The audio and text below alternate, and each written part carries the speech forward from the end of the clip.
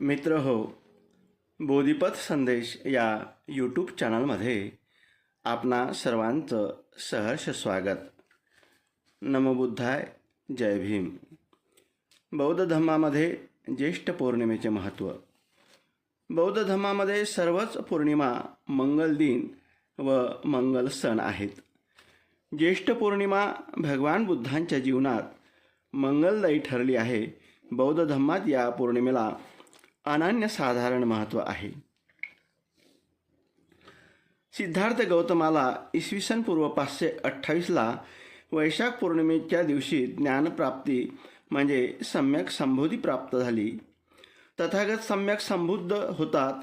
आपल्याला मिळालेल्या ज्ञानाची पुन्हा पुन्हा उजळणी करावी यासाठी चौथ्या आठवड्यात ज्येष्ठ पौर्णिमेच्या दिवशी रत्नघर या स्थळी राजा यतन या वृक्षाखाली बसले असता ब्रह्मदेशाचे 2 व्यापारी तपस्सू व भल्लिक हे तिथे आले आणि तथागत भगवान ज्या वृक्षाखाली बसले होते त्यांच्या जवळच्या दुसऱ्या वृक्षाखाली सावलीत भोजन करण्यासाठी बसले असता त्यांच्या मनात तथागत बुद्धांना भोजन देण्याची इच्छा झाली आणि भगवान बुद्धाजवळ येऊन त्यांनी तथागतांना याचना केली.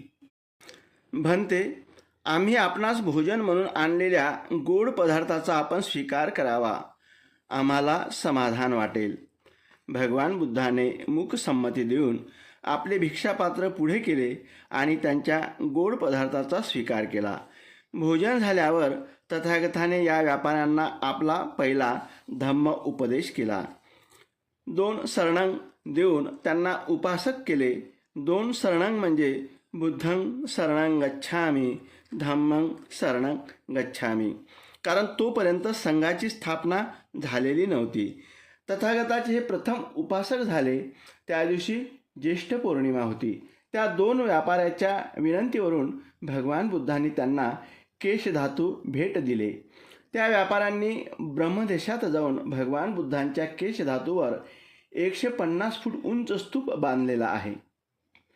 तेथील लोक प्रत्येक ज्येष्ठ पौर्णिमेला फार श्रद्धेने जमतात आणि पूजापाठ, वंदना, प्रवचन यांचे आयोजन केले जाते.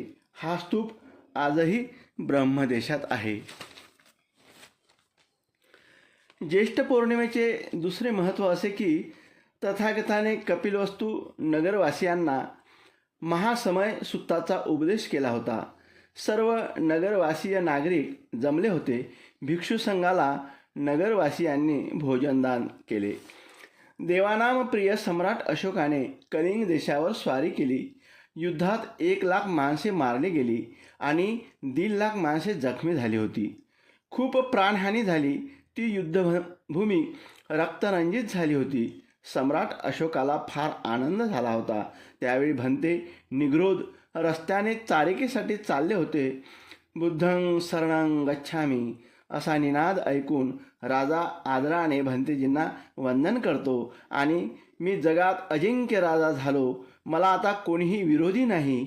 संपूर्ण देश माझ्या अधिपत्याखाली राहणार आहे असे म्हणतो. भन्ते निग्रोध यांनी राजाला भगवान बुद्धांचा अहिंसावाद, मैत्री, करुणा, मानवतावाद, समता यावर उपदेश केला.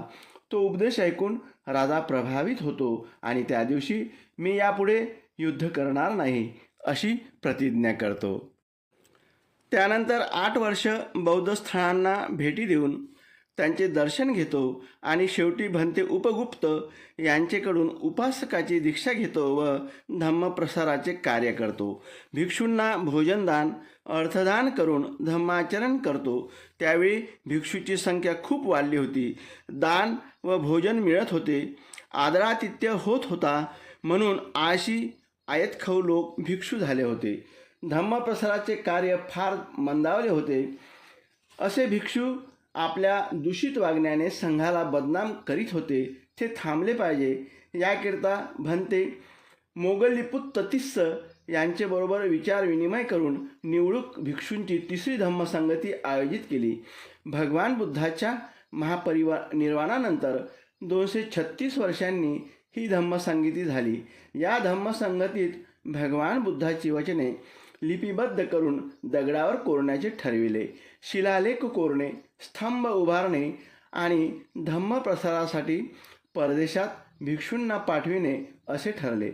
या धम्मसंगतीत भिक्षूंच्या मागणीप्रमाणे आपली मुलगी संघमित्रा व मुलगा महामहेंद्र ही मुले संघाला दान दिली. संघमित्रा आणि महामहेंद्र यांना श्रीलंका येथे पाठविले.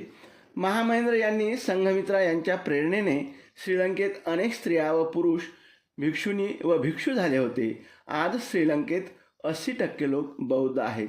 प्रत्येक ज्येष्ठ पौर्णिमेला अनुराधापूर येथे लोक जमतात. बुद्ध पूजापाठ, वंदना, सूत्रपठण करतात, प्रवचनाचे आयोजन करतात. ज्येष्ठ पौर्णिमेला उपोषित व्रत धारण करतात. अशा प्रकारे ज्येष्ठ पौर्णिमा बौद्ध धर्मात महान, ऐतिहासिक व पवित्र मानली जाते. ज्येष्ठ पौर्णिमेच्या सर्व बांधवांना हार्दिक शुभेच्छा.